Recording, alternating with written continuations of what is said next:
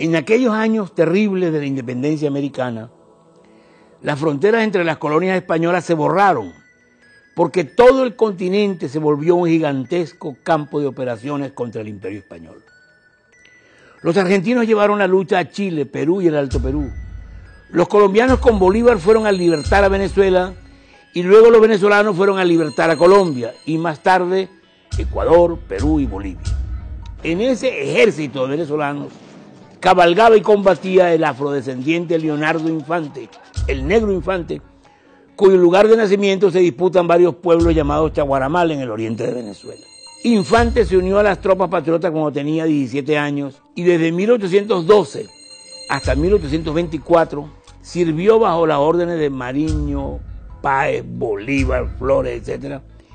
Y participó con su lanza en no menos de 48 batallas y combates, entre los que destacan Carabobo, La Puerta, Urica, Juncal, San Félix, Rincón de los Toros, que será del Medio, Pantano de Vargas, Boyacá, etcétera, etcétera. En esos años de marchas y contramarchas, al sol, lluvia, polvo, hambre y peligro, Infante ascendió de soldado raso a coronel, a fuerza de arrojo y valentía. Crecido en la guerra y matando al arma blanca, no era un hombre culto, ni siquiera educado, sino como se esperaba que fuera, una fiera apenas domada por la disciplina militar. Entre 1820 y 1824 estuvo guerreando en Pasto y el Ecuador a las órdenes de Bolívar y del general Juan José Flores, recibiendo en la acción de Quilcasé en el Cauca varias heridas graves. Quedó cojo y solo podía caminar con gran dificultad ayudándose con un bastón. Terminó su carrera de armas y fijó residencia en Bogotá. Pero a Leonardo Infante, por ser negro, le cayó todo el peso de los prejuicios de las oligarquías locales contra los venezolanos, que en las campañas libertadoras habían invadido y ocupado gran parte de América del Sur y que eran una masa igualitaria de todas las razas y colores. A ese secreto sentimiento antivenezolano se sumaba, en el caso de Infante, su enemistad personal con el general Francisco de Paula Santander, a quien Infante había acusado de cobarde bajo el fuego y delante de las tropas en la batalla de Boyacá y Pantano de Vargas. Incluso lo había tomado por la pechera y le había dicho que fuera a ganarse las charreteras bajo el fuego como todos los demás.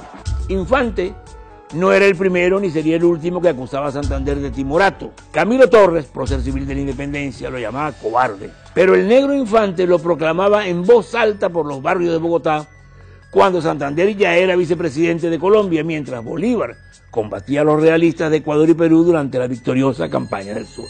Y así ocurrió que en un local nocturno del barrio de San Victorino, en Bogotá, Infante tuvo un encontronazo por asunto de faldas con el teniente venezolano Francisco Perdomo. Perdomo se alejó rápidamente para evitar una pelea, pero apareció asesinado y robado al día siguiente bajo un puente de la ciudad. Sin denuncia, sin pruebas, sin testigos, salvo uno que dijo haber visto correr al cojo Infante. Las autoridades lo acusaron de asesinato y dieron inicio a uno de los juicios más irregulares e injustos de la nueva república, movido por la mano del llamado hombre de las leyes, Santander.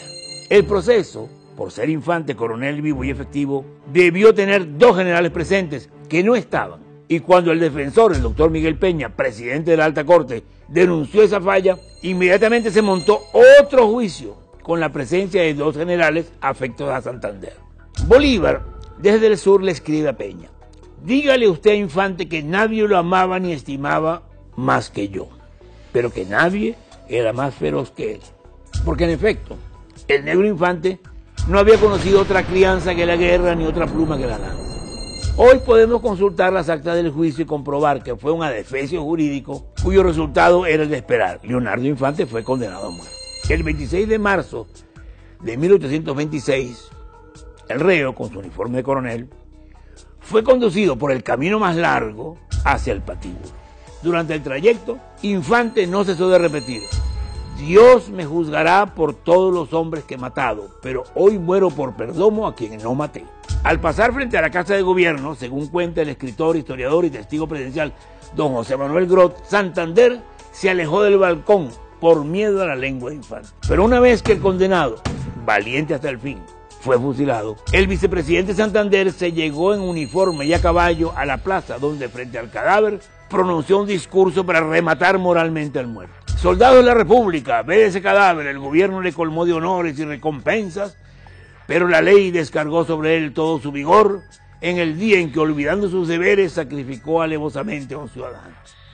Este es el bien que ha conseguido Colombia después de su glorioso sacrificio, etc. Este gesto de Santander lo infama más como cobardía moral que la cobardía física que se le atribuye. Antes de morir, Infante advirtió: otros vendrán después de mí. Y en efecto, 2 años más tarde, el 25 de septiembre de 1828, unos conspiradores a las órdenes de Santander dieron un golpe de mano, asaltaron el Palacio de San Carlos para asesinar a Bolívar, quien se salvó de milagro saltando por una ventana. Tras un juicio, esta vez perfectamente regular, Santander fue condenado por traidor a ser degradado y fusilado por la espalda. A última hora, Bolívar le cambió la sentencia de muerte por destierro, magnanimidad que al final perjudicaría al Libertador, a la causa americana y a Colombia. Fue con la sangre de Leonardo Infante, víctima del racismo y el clasismo, que se firmaría la disolución de la Gran Colombia. El defensor Miguel Peña, por negarse a firmar la sentencia, fue suspendido de su cargo por 1 año. Entonces abandonó Bogotá y terminó aliándose con el general Páez para separar a Venezuela de Colombia. Muertos Infante, Sucre y Bolívar, llegó el triunfo de Santander, el hombre de las leyes, aliado de los Estados Unidos e implicado en corruptela con la deuda externa. Desde entonces, la sangre de los negros y los pobres aceitaría la máquina de dominación de la muy santanderista oligarquía colombiana en lo que sigue siendo, aún hoy, un doloroso misterio de la historia.